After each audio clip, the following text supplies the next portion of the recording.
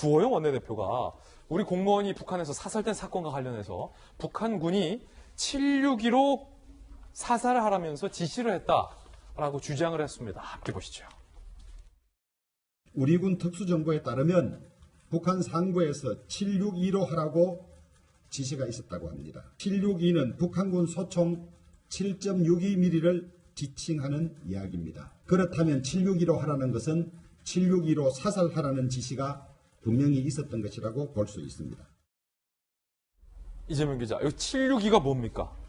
예, 지금 주호영 원내대표 설명한 것처럼 7.62mm 소총을 사용해서 사살을 하라 이런 명령으로 해석되는 거죠. 761 하라는 말 자체가. 그러니까 분명히 이제 사살하라는 말은 없었다는 게 지금 정부와 그러니까 청와대 국방부 해명이기 때문에 그래서 은어로 한 거 아니냐 여러 가지 추측이 있었는데 지금 주호영 원내대표는 본인이 어디서 들었는지 정확히 밝히지 않았지만 761로 하라 이렇게 얘기를 들었다는 그러니까 사살이라는 단어가 없네요. 761로 하라. 그렇죠. 761을 근데 해석할 때 이제 그 7.62mm 소총을 의미하는 게 아니냐 이렇게 해석될 수 있는 건데 그렇다 그러면 분명하게 사살 지시가 있었다. 이건 틀림없어 보입니다. 그렇게 되면 이제 북한이 얘기했던 것처럼 그러니까 어떤 그러니까 점장의 판단에 따라서 그러니까 현장 지휘관의 판단에 따라서 우발적으로 벌어진 사건이 아니라 그야말로 지휘부로 보고가 됐었고 지휘부가 아주 사살명을 내렸다 이런 아주 확증이기 때문에 그런 점에서 북한의 책임을 피할 수 없는 굉장히 명백한 증거가 아닌가 물론 생각이 드는데 이런 논란도 분명히 있어 보입니다. 여당에서는 과연 이 정보의 이제 출처를 이제 언급하면서 과연 확실한 거냐 그리고 또 하나가 이제 과연 만약 이것이 우리의 감청 정보에 의해서 확인됐다 하더라도 과연 이걸 공개하는 게 옳으냐 이런 논란이 있는데 저도 그 점에서 좀 생각을 해봐야 된다. 이미 북한도 사살 자체는 인정한 사실이죠. 그 다음에 논쟁이 이제 과연 지시가 있었느냐 그리고 시신을 불태웠느냐 이런 논란이 확산되어 있는 건데 이 감청이라는 게 이제 한번 정보를 얻는 과정 속에서 상대가 과연 어떤 정보가 샜는지를 알기 위해서는 그러니까 어떤 정보가 샜는지를 알면 그게 어디서 샜는지도 알게 되는 거죠. 그렇기 때문에 과연 이렇게까지 구체적으로 정보를 확인시키는 게 의미 있는 거냐 이 논쟁은 분명히 있을 것 같습니다. 주호영 원내대표 이 같은 주장에 대해서 여권에서는 기밀 누설이라며 비판했습니다. 황 의원은요 하나둘씩 꽃감 빼먹듯 국가기밀 사항을 흘리고 계신다. 주 원내대표가 언급한 구체적 표현은 근거가 하나도 없고 자칫 국가에 큰 손실을 미칠 수도 있다. 누구에게 들었는지 설명해야 한다라고 비판을 하고 있는 그런 상황입니다. 자, 손정혜 변호사님, 사실 이 논란이 계속되고 있습니다. 과연 우리 국민이 북한에 의해서 정말 처참하게 사살되는 동안 우리 청와대와 우리 군이 정말로 적절한 대응을 했느냐라는 논란이 계속되고 있는데 정부와 여권의 주장은 계속해서 북한에게 공동 조사를 하자 사안이 명확하지 않으니까 이럴 때일수록 더욱더 북한과 공동 조사를 해야 한다라고 주장을 하고 있는데요. 일주일째 지금 북한이 묵묵부답이란 말이에요.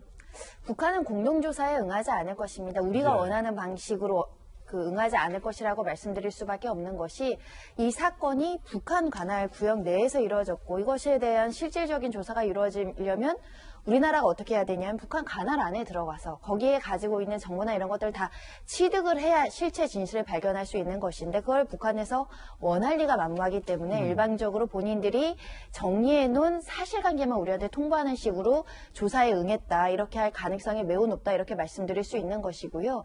지금 주호영 원내대표가 저렇게 무슨 소총의 이름을 대면서 이렇게 얘기하는 것이 군사 기밀 아니냐, 누설 아니냐 이런 비판도 여권 일각에서는 지적될 여지가 있지만 국민의 알 권리라는 측면에서 특히 앞으로 국정감사가 시작되기 때문에 국방부에서는 앞으로 이런 일이 재발되지 않게 하기 위해서 잘못된 점이 무엇인지 그리고 사실관계가 우리가 파악하는 사실관계가 무엇인지 그를 통해서 우리가 개선할 점을 찾아 나가야 되는 것이거든요.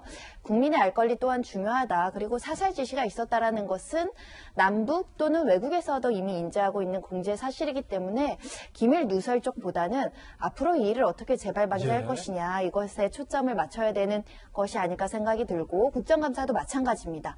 나 이렇게 특수정보 들었어. 나 이런 정보는 있어. 여기 다 오픈하는 방식이 아니고 실제로 그 정보를 통해서 우리가 어떻게 나아갈 것인지를 질책하는 자리가 됐으면 좋겠습니다. 이제 두 가지 이야기하고 싶은데요. 주호영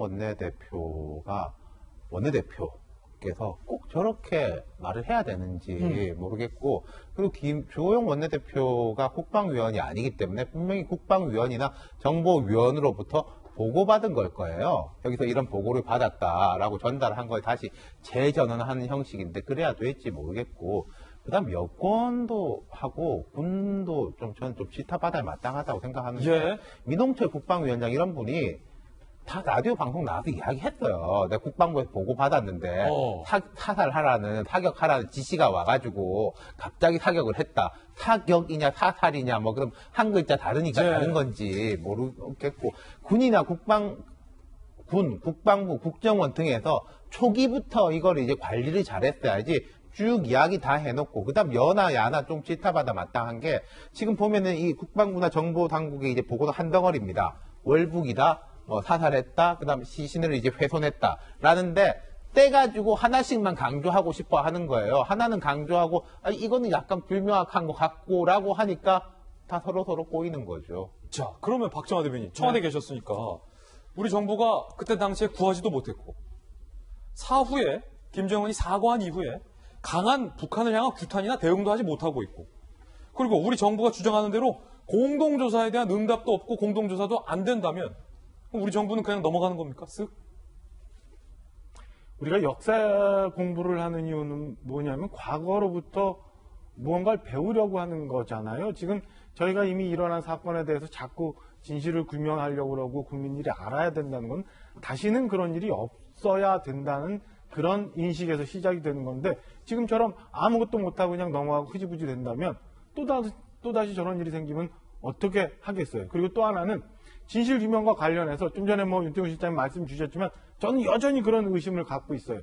무언가 그러니까 처음에 뜨문 나왔던 여러 가지 정보들이 합쳐져서 국민들이 인식하는 무언가와 다른 결론을 어디선가 자꾸 만들기 위해서 저분이 월북했다. 아니면 저분이 사살이라는 표현은 안 썼다. 이런 식으로 몰아가려고 정보를, 군정보를, 국정원 정보를, 일반의 예. 언론의 보도를 이런 식으로 뭔가 만들고 흐리고 있는 것 아니냐라는 생각이 듭니다. 저는 그래서 이거는 국회 차원에서 정치권 차원에서 분명히 모든 거를 다 보고를 받고 이 중에서 여야가 합의해서 취사 선택해서 정리해가지고 국민들이 알 수 있는 범위까지는 알려줘야 된다고 생각을 하고요. 마지막으로 여전히 그냥 묵묵부답으로 아무것도 없었네라고 하면서 좋은 기회니 무슨 전화위복이니 이런 엄한 소리 하지 말고 다시는 저런 일이 없도록 북한에게 따끔하게 우리 정부가 그다음에 청와대가 경고하고 항의하고 뭔가를 받아내야 되는 거지 여직 아무 말도 안 하면서 넘어갈 일은 아니라고 저는 생각합니다.